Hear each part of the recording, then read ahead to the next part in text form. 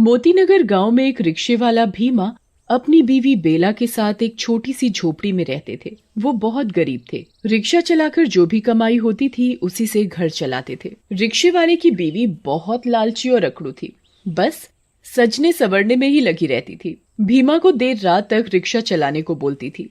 एक दिन भीमा रिक्शा जल्दी चलाकर घर लौट आता है। अरे भगवान, कहाँ हो? जरा पानी तो पिलाना। अजी पानी बाद में पीना, पहले जो आज कमाया है वो सारा मेरे हाथ में रखो। भीमा वहाँ बिछी खाट पर बैठ जाता है और सारे पैसे अपनी बीवी के हाथ में देता है। ये लो भगवान, आज की कमाई। आज बस इतना ही? बाकी पैसे तुमने छुपा तो नहीं लिए? वो आज मैं जल्दी घर आ गया ना, तो ज्यादा नहीं कमा पाया।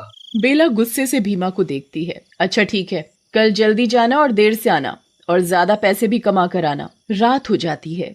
दोनों सो जाते हैं और सुबह जल्दी उठकर अपना रिक्शा लेकर भीमा चला जाता है। जब बेला की सुबह आंख खुलती है तो उसका पति उसे सोया हुआ नहीं दिखता।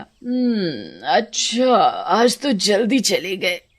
ठीक है ना, आज ज्यादा पैसे कमाएंगे। भीमा अपना रिक्शा लेकर सड़क पर जा रहा होता है और रिक्शा रोकता है। अरे ओ रिक्शा वाले भैया, रिक्शा रोको। भीमा रिक्शा रोक लेता है। साहब, कहाँ जाना है? भारतपुर जाना है, चलोगे क्या?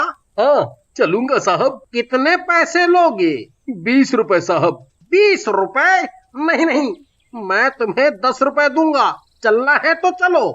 भीमा अच्छा और ईमानदार इंसान होता है तो वो 10 रुपए में भी मान जाता है। अच्छा साहब, ठीक है, बैठ जाइए रिक्शे में। आदमी रिक्शे में बैठ जाता है और भीमा उस आदमी को भरतपुर उतार देता है। उस आदमी के जाने के बाद भीमा की नजर रिक्शे के पीछे वाली सीट की तरफ जाती है। वो देखता है कि वो आदमी रिक्शे में अपना कोई थैला जल्दी में होने के कारण भूल जाता है। भीमा वो सामान उस आदमी को वापस लौटाने के लिए जैसे ही मुड़ता है तो वो देखता है कि वो आदमी तो बहुत दूर चला गया होता है। अब भीमा सोचता है कि ये सामान मैं उसको उसके घर जाकर दे दूंगा। सुबह से रात हो जाती है। रात के 11 बज जाते हैं। भीमा अब घर जाने की सोचता है। अब मुझे घर चलना चाहिए, बहुत देर हो गई है। आज भी कुछ ज्यादा पैसे हाथ नहीं आए। बेला फिर कुछ खरी खोटी सुनाएगी। भीमा उदास मन से घर चल पड़ता है। घर पहुंचकर रोज की तरह सारे पैसे अपनी बीवी को दे देता है। अरे मेरी किस्मत फूट गई थी, मेरे माँ बाप ने ऐसे आदमी से शादी कर दी। एक तो गरीब है, ऊपर से इसकी ईमानदारी। हे भगवान, ये ईमानदारी मुझे एक दिन भिखारन बनाकर छोड़ेगी। आसपास गांव वाले सभी उसके घर के पास खड़े होकर सब सुन रहे होते हैं। गांव वाले आपस में बातें कर रहे होते हैं। अरे भाई, इनका तो ये रोज रोज का लड़ाई झगड़ा हो गया है। हाँ भाई, ये भीमा तो सीधा साधा है, इसकी बीवी के आगे नहीं चलती। भाई, भीम की तो किस्मत ही फूट गई है। ऐसी बीवी से शादी करके बेचारा भीमा करे भी तो क्या करे।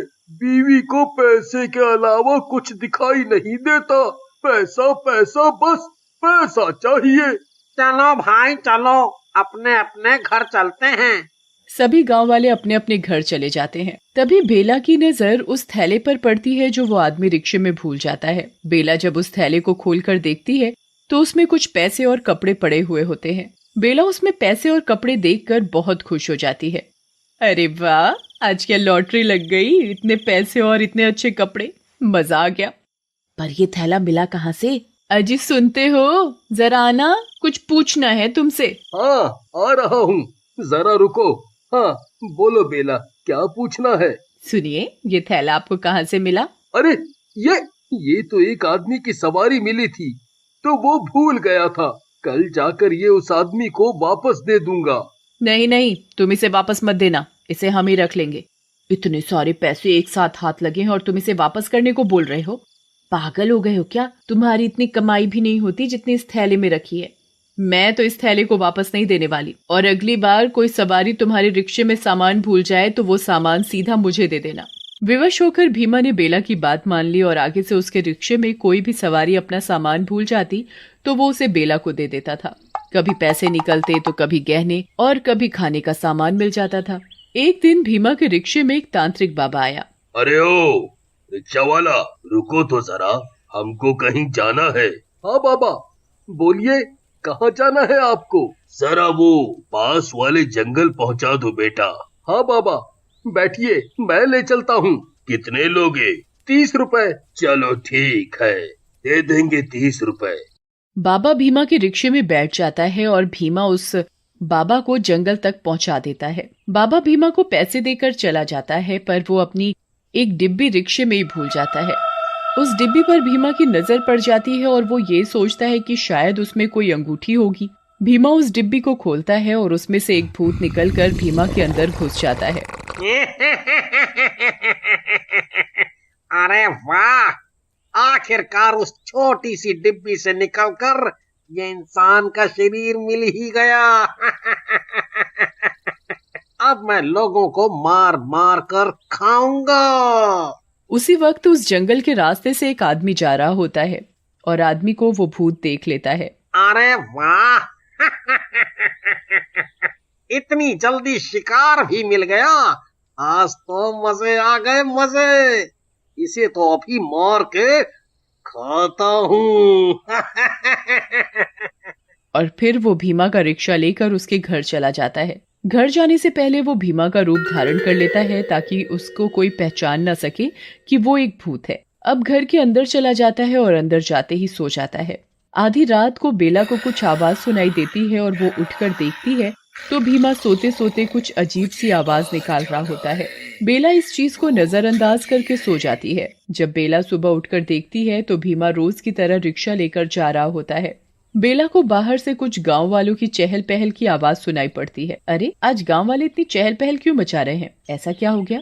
जरा देखें तो क्या हुआ। बेला घर से बाहर जाती है और एक औरत से पूछती है, क्या हो गया बहन, सब इतनी चर्चा में क्यों लगे हुए हैं? अरे बस पूछो मत बेला, आज सुबह एक आदमी जंगल के पास बड़ी बुरी हालत में मिला है। क्या बुरी हालत? कैसी बुरी हालत? क्या हुआ था उसे? ऐसा लग रहा था उस आदमी को किसी जंगली जानवर ने नोच नोच के खा लिया हो। सारी जगह खूनम खून हो रखी थी। मैं तो देखकर ही घबरा गई। अच्छा, लगता है हमारे जंगल में कोई जंगली जानवर घुसा है। मैं अभी अपने पति से कहूंगी कि जरा संभाल के रिक्शा चलाए। हाँ बेला, तू ध्यान रखियो अपना। दूसरी तरफ भीमा के अंदर घुसा भूत रिक्शा चला रहा था। उसे जो भी सवारी मिलती उसे बैठाकर वो जंगल की तरफ ले जाकर खा जाता। ऐसा करते करते रात हो जाती है और वो भूत भीमा का रूप लेकर घर पहुंचता है। अगले दिन रात को बेला को फिर से कोई अजीब सी आवाजें सुनाई देती हैं। बेला देखती है कि उसका पति घर से बाहर कहीं जा रहा होता है। अरे, ये कहाँ जा रहे हैं? जरा देखूं तो सही। बेला उसका पीछा करती है। भीमा जंगल की तरफ जाकर फिर से भूत के रूप में आ जाता है। बेला ये सब देखकर बहुत घबरा जाती है। हे भगवान, ये क्या हो रहा है? मेरा पति भूत कैसे बन गया? हे भगवान। अब वो भूत किसी आदमी को पकड़कर उसको मारकर खा रहा होता है। बेला ये सब देखकर चौंक जाती है और सीधा घर की तरफ भाग जाती है। डरी हुई बेला घर के कमरे में जाकर छुप जाती है। हे भगवान जी, मैंने क्या देख लिया? बहुत डर लग रहा है। मेरा पति भूत कैसे बन गया? वो भूत वापस भीमा का रूप लेकर घर आकर सो जाता है और सुबह उठकर दोबारा रिक्शा लेकर लोगों को खाने चला जाता है। बेला सुबह उठकर रात की बात याद करके उसका हाल सोचने लगती है। तभी उसे याद आता है कि उस जंगल में एक तांत्रिक बाबा रहता है। वो बाबा, अब तो वो बाबा ही है जो मेरी मदद कर सकता है। हाँ, अब मुझे उसी बाबा के पास जाना चाहिए। बेला उस बाबा के पास जाती है और उसे सारी बातें बताती है। बाबा बहुत बड़ा अंतर्यामी होता है, तो अपनी योग शक्ति से वो सब जान लेते हैं। मैं सब जान चुका हूँ।